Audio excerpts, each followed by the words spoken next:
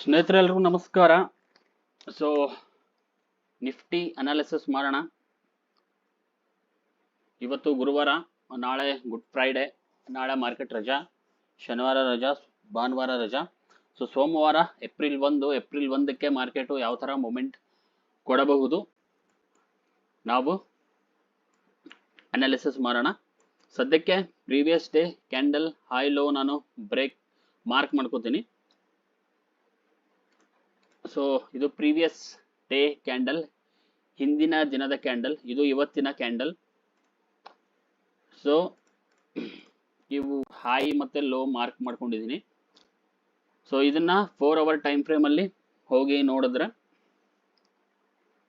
So market ಈ ತರ ಕಾಣಿಸ್ತಾ ಇದೆ 4 ಅವರ್. ಸೊ ನಮಗೆ ಪ್ರೀವಿಯಸ್ ಡೇ ಕ್ಯಾಂಡಲ್ಲು ಏನು ಮಾಡಿದೆ, ಹೈ ಬ್ರೇಕ್ ಮಾಡಿ ಒಂದು ಹೊಸ ಕ್ಯಾಂಡಲ್ ಫಾರ್ಮ್ ಮಾಡಿದೆ. ಇಲ್ಲಿವರೆಗೂ ಅದರದ ಹೈ ಆಗಿದೆ. ಸೊ ಇಲ್ಲಿಂದ ಮಾರ್ಕೆಟ್ ಕೆಳಗಡೆ ಹೋಗುತ್ತಾ ಮೇಲ್ಗಡೆ ಹೋಗುತ್ತಾ ಅಂತ ನೋಡೋಣ.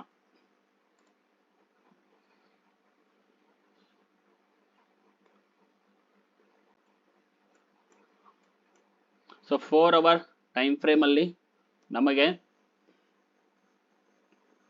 ಫೇರ್ ವ್ಯಾಲ್ಯೂ ಗ್ಯಾಪ್ ಕಾಣಿಸ್ತಾ ಇದೆ. ಸೊ ಈ ಲೈನ್ ನಮಗೆ ವೆರಿ ಇಂಪಾರ್ಟೆಂಟ್ ಲೈನ್. ಇದು ಒಂದು ಸ್ವಲ್ಪ ದಪ್ಪ ಮಾಡಿದ್ದೀನಿ. So fair value gap very important ಆಗುತ್ತೆ, ಅದನ್ನ ಡ್ರಾ ಮಾಡಿ ಇಡೋಣ. ಸೊ 4 ಅವರ್ ಟೈಮ್ ಫ್ರೇಮ್ ಅಲ್ಲಿ ಇದು ಫೇರ್ ವ್ಯಾಲ್ಯೂ ಗ್ಯಾಪ್ ಇದೆ.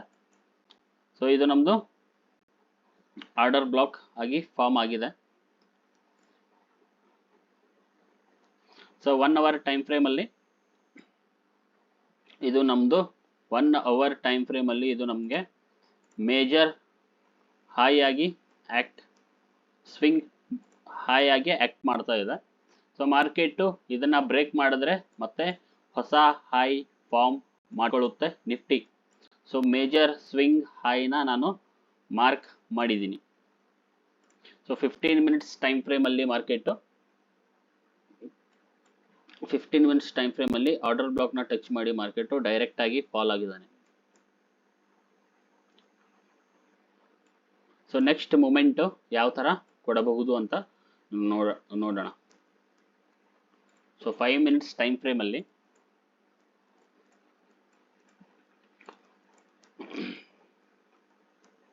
ಸೊ ನಮ್ದು previous day high line market ಇನ್ನು ರೀಟೆಸ್ಟ್ ಮಾಡಿಲ್ಲ. ಸೊ ಡೈರೆಕ್ಟ್ ಆಗಿ ಮಾರ್ಕೆಟ್ ಮೇಲ್ಗಡೆ ಹೋಗಿದ್ದಾನೆ. ಸೊ ಇವಾಗ ನಮಗೆ ಇಲ್ಲಿ ಚೇಂಜ್ ಆಫ್ ಕ್ಯಾರೆಕ್ಟರ್ ನೋಡಕ್ಕೆ ಸಿಗ್ತಾ ಇದೆ. ಸೊ ಮಾರ್ಕೆಟ್ ಗ್ಯಾಪ್ ಅಪ್ ಮಾಡಿದ್ರೆ ಅಥವಾ ಮಾರ್ಕೆಟ್ ಫ್ಲಾಟ್ ಓಪನಿಂಗ್ ಆದ್ರೆ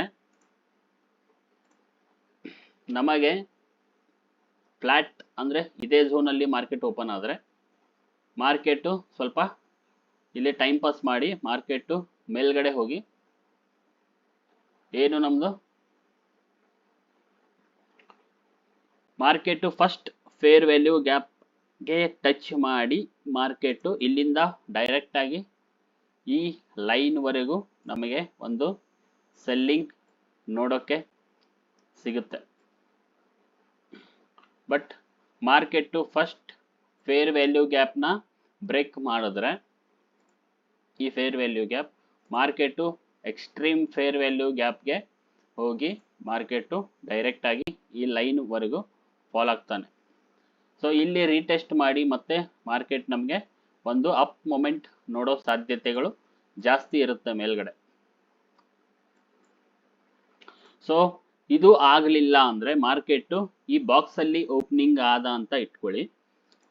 ಸೊ ಬಾಕ್ಸ್ ಅಲ್ಲಿ ಓಪನಿಂಗ್ ಆದ್ರೆ ಮಾರ್ಕೆಟ್ ಗ್ಯಾಪ್ ಡೌನ್ ಆದ್ರೆ ಮಾರ್ಕೆಟ್ ಡೈರೆಕ್ಟ್ ಆಗಿ ಈ ಲೈನ್ ನ ಟಚ್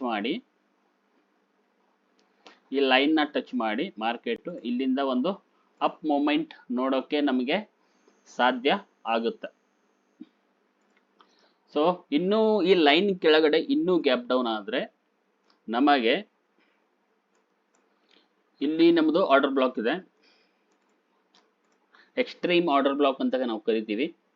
ಸೊ ಎಕ್ಸ್ಟ್ರೀಮ್ ಆರ್ಡರ್ ಬ್ಲಾಕ್ನ ಇದು ನಾನು fair value gap plus order block ಎರಡು ಸೇರಿಸಿ ನಾನು ಡ್ರಾ ಮಾಡ್ತಾ ಇದ್ದೀನಿ. ಈ box fair value gap plus order block ಎರಡು ಸೇರಿಸಿ ಈ ಬಾಕ್ಸ್ನ ಡ್ರಾ ಮಾಡಿದ್ದೀನಿ. ಅಕಸ್ಮಾತ್ ಈ ಲೈನ್ ಕೆಳಗಡೆ ಮಾರ್ಕೆಟ್ ಬಂದರೆ, ಈ ಲೈನ್ ಕೆಳಗಡೆ ಮಾರ್ಕೆಟ್ ಬಂದರೆ ಎಕ್ಸ್ಟ್ರೀಮ್ ಆರ್ಡರ್ ಬ್ಲಾಕ್ನ ಟಚ್ ಮಾಡಿ ಮಾರ್ಕೆಟು ಇಲ್ಲಿಂದ ಒಂದು ಅಪ್ ಮೂಮೆಂಟ್ ನೋಡಿ ಮಾರ್ಕೆಟು, ಮತ್ತೆ ಇಲ್ಲಿಂದ ಒಂದು ಸಪೋಸ್ ಇದನ್ನ ಬ್ರೇಕ್ ಮಾಡಲಿಲ್ಲ ಅಂದರೆ ಮಾರ್ಕೆಟು ಇದನ್ನ ಈ ಟಾಪ್ ಬ್ರೇಕ್ ಮಾಡಲಿಲ್ಲ ಅಂದರೆ ಮಾರ್ಕೆಟ್ ಏನು ಮಾಡ್ತಾನೆ, ಮತ್ತೆ ಇಲ್ಲಿಂದ ಫಾಲ್ ಆಗೋ ಚಾನ್ಸಸ್ಸು ವಾಪಸ್ಸು ಜಾಸ್ತಿ ಇರುತ್ತೆ. ಎಲ್ಲಿವರೆಗೂ ಫಾಲ್ ಆಗಬಹುದು ಅಂದರೆ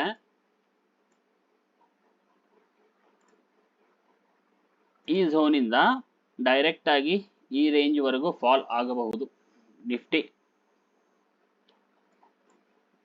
ಸೊ ಇದೇ ತರ ಪ್ರೈಸ್ ಆಕ್ಷನ್ ನಾನು ಹೇಳಿದ ತರ ವರ್ಕ್ ಆಗುತ್ತಾ ಇಲ್ವಾ ನೋಡೋಣ. ಫಸ್ಟ್ ನಾನು ಹೇಳಿದೆ, ಫಸ್ಟ್ ಫೇರ್ ವ್ಯಾಲ್ಯೂ ಗ್ಯಾಪ್ಗೆ ಮಾರ್ಕೆಟ್ ಟಚ್ ಮಾಡಿ ಈ ಲೈನ್ ಟಚ್ ಮಾಡಿ ಮೇಲ್ಗಡೆ ಹೋಗುತ್ತೆ ಅಂತ ಹೇಳಿದೆ. ಸೆಕೆಂಡು ನಾನೇನು ಮಾಡಿದೆ, ಎಕ್ಸ್ಟ್ರೀಮ್ ಫೇರ್ ವ್ಯಾಲ್ಯೂ ಗ್ಯಾಪ್ಗೆ ಮಾರ್ಕೆಟ್ ಟಚ್ ಮಾಡಿ ಮತ್ತೆ ಕೆಳಗಡೆ ಬಂದು ಮೇಲ್ಗಡೆ ಹೋಗುತ್ತೆ ಅಂತ ಹೇಳಿದೆ. ಥರ್ಡು ನಂದು ಅನಾಲಿಸಿಸ್ಸು, ಎಕ್ಸ್ಟ್ರೀಮ್ ಗ್ಯಾಪ್ ಡೌನ್ ಆದರೆ ಈ ಆರ್ಡರ್ ಬ್ಲಾಕ್ ಇಂದ ಮಾರ್ಕೆಟ್ ಡೈರೆಕ್ಟ್ ಆಗಿ ಫಸ್ಟ್ ಫೇರ್ ವ್ಯಾಲ್ಯೂ ಗ್ಯಾಪ್ನ ಮಿಟಿಗೇಟ್ ಮಾಡಿ ಮತ್ತೆ ಇಲ್ಲಿಂದ ಡೈರೆಕ್ಟ್ ಆಗಿ ಈ ರೇಂಜ್ ವರೆಗೂ ಫಾಲ್ ಆಗ್ತಾನೆ ಅಂತ ಹೇಳಿದೆ. ಸೊ ಬೈಯರ್ಸು ತುಂಬಾ ಸ್ಟ್ರಾಂಗ್ ಇದ್ರೆ ಸ್ನೇಹಿತರೆ, ಬೈಯರ್ಸು ತುಂಬಾ ಸ್ಟ್ರಾಂಗ್ ಇದ್ರೆ ಇದನ್ನ ಬ್ರೇಕ್ ಮಾಡಿ,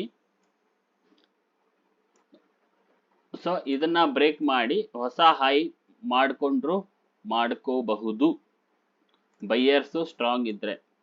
ಸೊ ಇವಾಗ ಸದ್ಯಕ್ಕೆ ಪ್ರೈಸ್ ಆಕ್ಷನ್ ಪ್ರಕಾರ ಬೈಯರ್ಸು ಸ್ಟ್ರಾಂಗ್ ಕಾಣಿಸ್ತಾ ಇದ್ದಾರೆ. ಸೊ ಹೊಸ ಹೈ ಮಾಡ್ಕೊಂಡ್ರು ಮಾಡ್ಕೋಬಹುದು. ಸೊ ಹೊಸ ಹೈ ಮಾಡ್ಕೊಂಡ್ರೆ ಮಾರ್ಕೆಟು ಸದ್ಯಕ್ಕೆ ಮಾರ್ಕೆಟು 22,526 ಸ್ವಿಂಗ್ ಹೈ. ಸೊ ಸದ್ಯಕ್ಕೆ ಇಲೆಕ್ಷನ್ ಮುಗೋವರೆಗೂ ಮಾರ್ಕೆಟ್ ಡೌನ್ ಅಲ್ಲೇ ಹೋಗುತ್ತೆ ಅಂತ ನನ್ನ ಅನಿಸಿಕೆ. ಹೊಸ ಹೈ ಮಾಡ್ಕೋತಾನ ಇಲ್ವಾ ಗೊತ್ತಿಲ್ಲ, but as a price action ಪ್ರಕಾರ ಮಾರ್ಕೆಟ್ ಫುಲ್ ಸ್ಟ್ರಾಂಗ್ ಇದ್ದಾನೆ. ಮಾರ್ಕೆಟ್ ಹೊಸ ಹೈ ಮಾಡಿದ್ರೆ ಡೈರೆಕ್ಟ್ ಆಗಿ ಈ 500 ಬ್ರೇಕ್ ಆಗಿದ್ದಾನೆ. ಡೈರೆಕ್ಟ್ ಆಗಿ ಒಂದು ಇಲ್ಲಿಂದ 23,000 ವರೆಗೂ ನಮ್ದು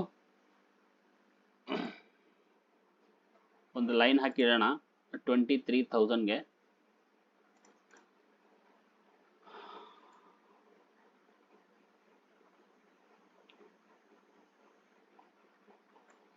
ಸೊ ಅಕಸ್ಮಾತ್ ಮಾರ್ಕೆಟು ಬ್ರೇಕ್ ಆದರೆ ನಮಗೆ ನೆಕ್ಸ್ಟ್ ಟಾರ್ಗೆಟು ಇಲ್ಲಿವರೆಗೂ. ಇದು ಸೈಕಲಾಜಿಕಲ್ ನಂಬರ್ ಆಗುತ್ತೆ, ಅದಕ್ಕೆ ಹೇಳ್ತಾ ಇದ್ದೀನಿ ನಾನು, ಸುಮ್ಮನೆ ಹೇಳ್ತಾ ಇಲ್ಲ. ಇದು ಸೈಕಲಾಜಿಕಲ್ ನಂಬರ್ ಅಂದರೆ ಇಲ್ಲಿ ಸೆಲ್ಲರ್ಸ್ ಈ ಪಾಯಿಂಟಲ್ಲಿ ಜಾಸ್ತಿ ಇರ್ತಾರೆ. ಸೈಕಲಾಜಿಕಲ್ ನಂಬರ್ಸಲ್ಲಿ ಅಂದರೆ ಸೈಕಲಾಜಿಕಲ್ ನಂಬರ್ಸ್ ಅಂದರೆ ಈ 22,500 ಆಗಿರ್ಬೋದು, 23,000 ಆಗಿರ್ಬೋದು, 23,500 ಆಗಿರ್ಬೋದು. ಇವೆಲ್ಲ ಸೈಕಾಲಜಿ ನಂಬರ್ಸ್ ಆಗಿರುತ್ತೆ ಸ್ನೇಹಿತರೆ. ಇಲ್ಲಿ ನಮಗೆ ಸೆಲ್ಲರ್ಸು ತುಂಬ ಹ್ಯೂಜ್ ಕ್ವಾಂಟಿಟಿಯಲ್ಲಿ ಸೆಲ್ಲರ್ಸ್ ಈ ಪಾಯಿಂಟಲ್ಲಿ ಸಿಗ್ತಾರೆ. ಸೊ ಇದನ್ನ ಬ್ರೇಕ್ ಮಾಡಲಿಲ್ಲ ಅಂದರೆ ಮಾರ್ಕೆಟು ಡಬಲ್ ಟಾಪ್ ಅಂತ ಆಗುತ್ತೆ. ಸೊ ಮಾರ್ಕೆಟು ಡಬಲ್ ಟಾಪ್ ಅಂತ ಆಗುತ್ತೆ. ಡಬಲ್ ಟಾಪ್ ಅಂತ ಆಗಿ ಮತ್ತೆ ಇಲ್ಲಿಂದ ಮಾರ್ಕೆಟು ಫಾಲ್ ಆಗಿ ಅಕಸ್ಮಾತ್ ಇಲ್ಲಿಂದ ಈ ಬೈಯಿಂಗ್ ಝೋನಿಂದ ಮಾರ್ಕೆಟು ಎಕ್ಸ್ಟ್ರೀಮ್ ಫೇರ್ ವ್ಯಾಲ್ಯೂ ಗ್ಯಾಪ್ಗೆ ಹೋಗಿ ಮಾರ್ಕೆಟು ಡಬಲ್ ಟಾಪ್ ಅಂತ ಆಗಿ ಇಲ್ಲಿಂದ ಈ ರೇಂಜ್ವರೆಗೂ ಫಾಲ್ ನೋಡೋಕ್ಕೆ ನಮಗೆ ಸಿಗುತ್ತೆ. ಸೊ ಇಲ್ಲಿಂದ ಒಂದು ಫಾಲ್ ಡೈರೆಕ್ಟ್ ಆಗಿ ನೋಡೋಕ್ಕೆ ಸಿಗುತ್ತೆ ಇಲ್ಲಿವರೆಗೂ.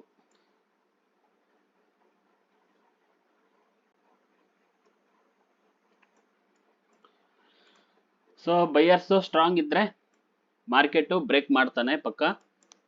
ಸೊ ಫೈನಲಿ ಇದು ಮಾರ್ಕೆಟು. ಸೊ ನನ್ನ ಅನಾಲಿಸಿಸ್ ಪ್ರಕಾರ ಮಾರ್ಕೆಟು ನಡಿಬೇಕು ಅಂತ ಏನಿಲ್ಲ, ಮಾರ್ಕೆಟ್ ಅವರ ಆಪರೇಟರ್ ಮೇಲೆ ಡಿಪೆಂಡ್ ಆಗುತ್ತೆ. ಸೊ FII DI ಅವರ ಮೇಲೆ ಡಿಪೆಂಡ್ ಆಗುತ್ತೆ. ಇನ್ಸ್ಟಿಟ್ಯೂಷನ್ ಏನು ಇನ್ವೆಸ್ಟರ್ಸ್ ಇರ್ತಾರೆ ಅವ್ರ ಮೇಲೆ ಡಿಪೆಂಡ್ ಆಗಿರುತ್ತೆ. ಸೊ ನೋಡೋಣ ನಾನು ಹೇಳಿದ ಪ್ರಕಾರ ಆಗುತ್ತಾ ಇಲ್ವಾ ಅಂತ. ಸೊ ಏನೇ ಡೌಟ್ ಇದ್ದರೂ ಕಮೆಂಟ್ ಮಾಡಿ. Thank you.